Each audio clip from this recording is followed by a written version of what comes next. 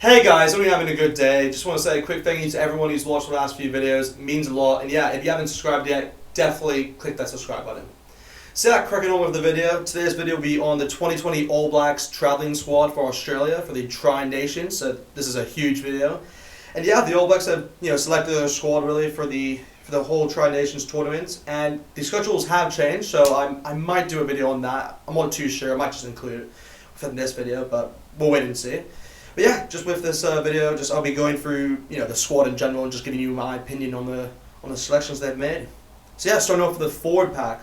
So with the hookers, they've gone with Asapa Amora, Dan Coles, and Cody Taylor. That's kind of expected, really. The three hookers there, with Dan Coles and Cody Taylor really being the starting hookers, really, and the bench hooker. So that's kind of expected. I mean, both of them have been class throughout both Bledisloe Cups. So it's good to see them included, as well as Asapa Amora, who's the youngster, you could say, within that hooker spot. And he's been brilliant, really, for the Hurricanes within Super Rugby Aotearoa, as well as I don't think he's played for the All Blacks in a while. I mean, I can't actually remember the last time he played for the All Blacks, or I think he might have come off the bench a few times, but I don't think he's actually started, to my knowledge, in a long time. So yeah, no, but it's just good to see him really within that squad. So anyway, moving on to the props. At the props, they selected George Brower, they selected Alex Hodgman, Nepal Olala, Tyrell Lomax, Joe Moody, Kyle Tungafafe, and Ofa Tungafasi. So yeah, pretty good props there, with the selection. I think all of them is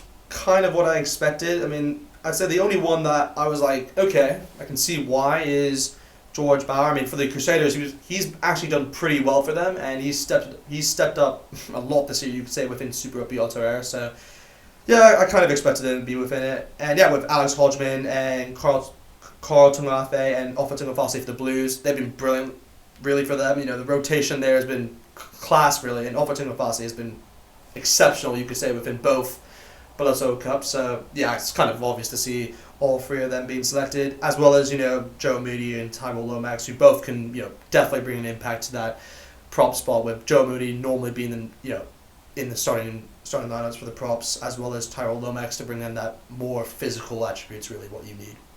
So yeah, moving on to the locks. At the locks, they've selected Scott Barrett, Michael Dunshea, Patrick Tupeloto, Tupou Vaa'i, Samuel Whitelock, and yeah, it's an interesting selection, really. I mean, I know I've commented on this really within the past a lot, but the All Blacks' weakest spot, you could say, within this whole squad is really the locks.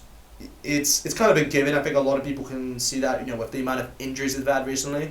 But it's good to see that Scott Barrett's actually returned. He was one of the injured players who were listed, just wasn't able to play within the last two Bledisloe Cup. He was in the bench, I do believe, within the last Bledisloe, but yeah, he just didn't come on. But it's just it's a good locking situation there. I mean, if I had to go with my two props, I'd probably go with Tupeloto and Scott Barrett. I mean, that's personally what I would go for.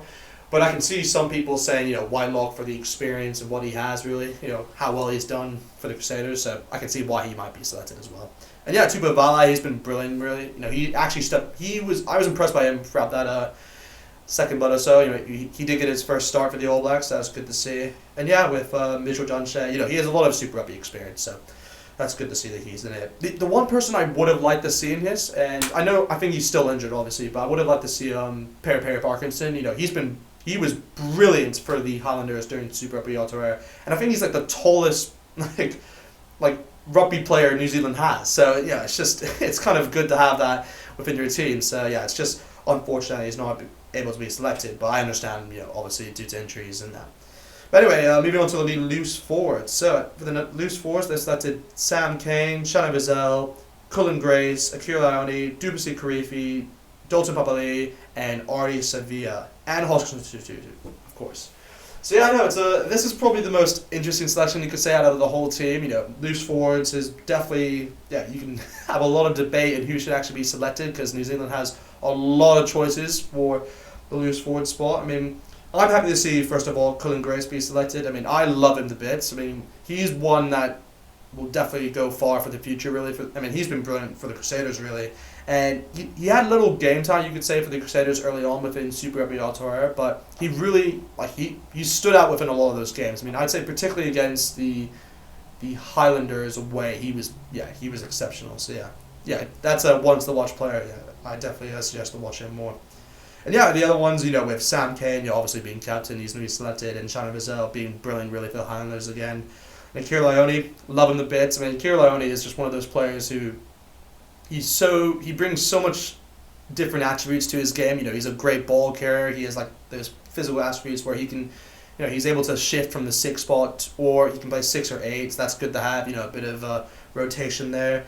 And yeah, the other players that selected is Dalton Papali'i, who I personally like. Obviously this might be a bit biased because I'm a Blues fan, but yeah, I love him to bits. Really, he brings a lot of passion, you could say, to the side, and a lot of he scored actually a lot of tries within Super Rugby Aotearoa. I think he scored 4 tries to my knowledge. So yeah, that's something that he has also to his name. And yeah, with Artis Sevilla and Hoskins Tutu, I mean, both of them have been exceptional, really. I mean, with Artis Sevilla being, everyone knows Artis Sevilla for being one of the best 8s within the world, really. And yeah, he shifted within 7 and 8, but obviously I think the All Blacks are really playing him at 8 now, due to Sam Cane being at 7. But yeah, it definitely works. And with Hoskins Tutu, coming off the bench to make an impact, really, for for the future, he will obviously take over. But yeah, that's a insane loose forward selections they have there. I mean, the one that I'm kind of concerned about, which I understand why they selected him, but I personally disagree with it, is Dubuisi Karifi. Dubuisi Karifi is just one of those players who he's very talented, but he only brings one attribute to his game, and that's his tackling. And don't be wrong, he's actually one of the best tacklers within the loose forwards. I think, bar than Sam Cane, I think he's probably the best tackler in that loose forward selection that they selected. So he definitely brings a lot of defensive attributes. But other than that, I mean, he hasn't. Personally, I don't think he's really improved on his game. Really, his try scoring ability. I don't really think he's a good ball carrier in the sense compared to other players here like Kieran Lyoni or maybe like Shannon Vizell or Cullen Grace. I think the big mention submission I could say who hasn't even made the loose forward selection is Lachlan Boshier. How has he not made the selection? I know the All Blacks just have something against him. It's like he was literally the best loose forward within Super Rugby Aotearoa. It's so shocking that they can't select him. Is he injured? Because I know I don't think he's injured because I saw him play within the Minor 10 Cup. So, it's crazy. I mean, he's that good. He's one of the best players for New Zealand within the breakdown. You want that. I mean, Dubuisi Karifi, don't get me wrong, he's great within the breakdown, but Lachlan Boshier is just at another level. So, yeah, it's just crazy that they haven't selected him. I mean, that's probably the big, submission from the squad, really. But more than that, I mean, that's a pretty good loose forward selection. So yeah, moving on to the backs. For the scrum halves, they selected TJ Perenara, Aaron Smith, and Brad Weber. That's kind of expected, really. All 3 of them bring different attributes to the table, with Aaron Smith normally being the starter, TJ Perenara bringing more of an impact player, which is kind of expected. He also did sign a new contract. I saw he signed a contract with the Japanese side, the Red Hurricanes, I believe. So it's a short-term deal, so that's obviously going to he's not going to be with the Hurricanes for the next season. But, happy for him, really. He definitely deserves to get that success and, just go abroad. And, yeah, Japan's a great place to actually go to, so I understand why he's done that. And, yeah, Brad Weber as well, the other scrum half, so he also brings other attributes to that. He's a great ball carrier, definitely a good ball carrier of the ball. So, yeah, I like the scrum half selection a lot. So, yeah, moving on to the fly halves. So, yeah, this is another interesting selection, really. With the likes of Richie Mo'unga, they have Richie Mo'unga and Beauden Barrett, which is kind of expected, really. I mean, those are the 2 main ones, and they're going to obviously be rotated. I can assume, with Beauden being playing at 15 or maybe Mo'unga being playing at 10. That's kind of what they've been going for. I'm surprised they actually haven't gone with Josh Lyoni. I mean, I know obviously it's a cover in a sense where you have arguably the 2 best 10s within the world, really. But I'm kind of surprised they haven't selected him. I mean, just as injury cover maybe, because Josh Lyoni can also play center as well. So he also has a bit of versatility to him in a sense where he can play different positions. So I'm not going to sit here and say oh, you should definitely have Josh Lyoni within the side like I was talking about with Lachlan Boshier. But yeah, it's just someone I can understand why they haven't selected him. So yeah, moving on to the centres, with the centres, they selected Jack Goodhue, Rico Lalani, Nake Leamape, Antonella Brown, Peter Munga Jensen. So yeah, pretty good selection there. I mean, I'm pretty pleased to see a lot of a lot of those players with, generally you have Jack Goodhue and Antonio Brown being the main two centers for the All Blacks. It's kind of understandable with both of them just being so solid throughout the last 5 years, you could say. I mean, both of them have just been sensational to watch. I mean, that the combination they have and the chemistry they have for the All Blacks is just, it's great. They're good playmakers. And with Rico Leone also shifting from the wing spot to the center spot, he was pretty impressive, I'd say, throughout both Bledisloe. I mean, bar than that try, that first Bledisloe where he just he blundered it really in a sense where he wasn't able to put the try down, which is kind of the most obvious thing to do. But other than that, I mean, he's been pretty good for the Blues throughout Super Rugby Aotearoa. So I don't see another reason why you wouldn't select him. He's also versatile again, so he can also play wing. And with Liam Mape also coming back from injury, that's great to see. He's one of my favorite players, and he's in the past he's always been he's just been out of the All Black squad really, just for some reason. They never really liked using him. They always think that he's more of a selfish player in a sense where he has a lot of ball carry meters. So I can understand why, but he's just a try scoring machine. He does so much for the Hurricanes that. I'm just happy to see him involved, really. And same with Peter Munga-Jensen. He's really stepped up his game throughout this season, especially with Super Rugby Aotearoa and the All Blacks. He's been in pretty good form, so just good to see him included in that. So moving on to the wings. For the wings, they selected Jordie Barrett, Caleb Clark, Will Jordan. For wings and fullback, I'll just say. So they selected Jordie Barrett, Caleb Clark, Will Jordan, Damien McKenzie, and Sevu Reece. So it's pretty interesting. I mean, obviously with what's his name? I'm forgetting his name. George Bridge obviously being injured.